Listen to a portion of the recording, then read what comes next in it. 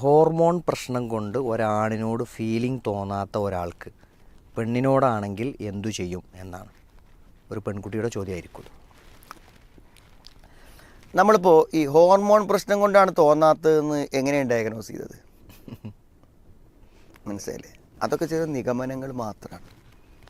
അപ്പോൾ നമ്മൾ മനസ്സിലാക്കേണ്ടത്, ഇന്നിപ്പോൾ നമ്മൾ കഴിഞ്ഞ സെഷന് പറഞ്ഞതുപോലെ തന്നെ ഈ ലൈംഗിക രംഗത്തുള്ള സെക്ഷുവലായിട്ടുള്ള കാര്യങ്ങളിലുള്ള ഈ സ്വഭാവ പെരുമാറ്റങ്ങളെല്ലാം അവനവൻ്റെ ശീലങ്ങളിൽ നിന്നും താല്പര്യങ്ങളിൽ നിന്നും ഉത്ഭവിക്കുന്നതാണ് എന്ന് തന്നെയാണ് നമ്മൾ ആദ്യം മനസ്സിലാക്കേണ്ടത്.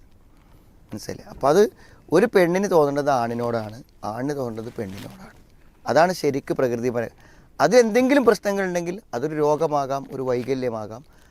ഏത് വൈകല്യങ്ങളെയും ഏത് രോഗങ്ങളെയും നമുക്ക് എന്ത് ചെയ്യാം, മാറ്റിക്കൊണ്ടുവന്ന് അവരെ നോർമലായ ഒരു അവസ്ഥയിലേക്ക് കൊണ്ടുവരിക എന്നുള്ളതാണ് പ്രധാനം.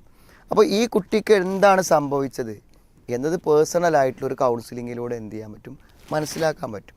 അത് മാറ്റിയെടുക്കാനും പറ്റും. അതല്ലാതെ ഞാൻ ഇങ്ങനെ തന്നെ ആയിരിക്കും, ഇതിനൊരു ചേഞ്ചും വരില്ല, അതുകൊണ്ട് എനിക്ക് ഇങ്ങനെ പോകാൻ അനുവാദമുണ്ടോ എന്ന് ചോദിക്കുന്നതിൽ അർത്ഥമില്ല എന്നാണ് ഞാൻ പറയുന്നത്. അത്തരത്തിൽ ആണായും പെണ്ണായും ഒക്കെ മാറുന്ന ആളുകൾ, അതിനുശേഷം മാറുന്ന ആളുകൾ അവർ വീണ്ടും അവരുടെ മാറിയ സത്വത്തിൽ നിന്ന് തിരിച്ചു പോരാനുള്ള ശക്തമായ ആഗ്രഹം പ്രകടിപ്പിക്കുന്നു എന്നുള്ളതാണ്. പ്രായോഗിക അല്ലാതെ മനസ്സിലാവും. ഇതൊരു സ്വപ്നങ്ങൾ മാത്രമാണ്. അത് വെച്ചിട്ട് നമ്മൾ മുന്നോട്ട് പോകുമ്പോഴാണ് അറിയുക. ആണും പെണ്ണും അല്ലാതെ ഒരാൾക്ക് ഇവിടെ ജീവിക്കാൻ പറ്റില്ല. പെണ്ണിൻ്റെ രൂപത്തിലുള്ള ഒരാൾക്ക് ആണായി ഇവിടെ ജീവിക്കാൻ പറ്റില്ല. ആണിൻ്റെ രൂപത്തിലുള്ള ഒരാൾക്ക് പെണ്ണായും ജീവിക്കാൻ പറ്റില്ല. കാരണം ആണിന് പെണ്ണിന് രണ്ട് വിഭാഗം ഇവിടെ ഉള്ളൂ. മൂന്നാമത്തെ ഒരു വിഭാഗത്തിൽ എന്തില്ല, ഇവിടെ ഒരു അസ്തിത്വമില്ല. അപ്പോൾ നമ്മൾ എങ്ങനെ മനസ്സിലാക്കണം?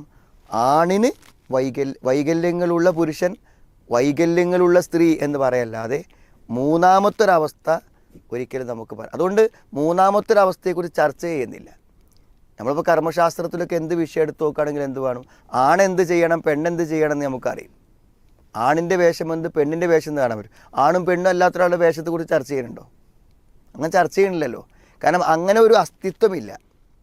അങ്ങനെ ഒരാളാകാൻ ശ്രമിച്ചാൽ അയാൾ എന്ത് ചെയ്യും, സമൂഹത്തിൽ നിന്ന് എന്ത് ചെയ്യും, ഔട്ടാവും.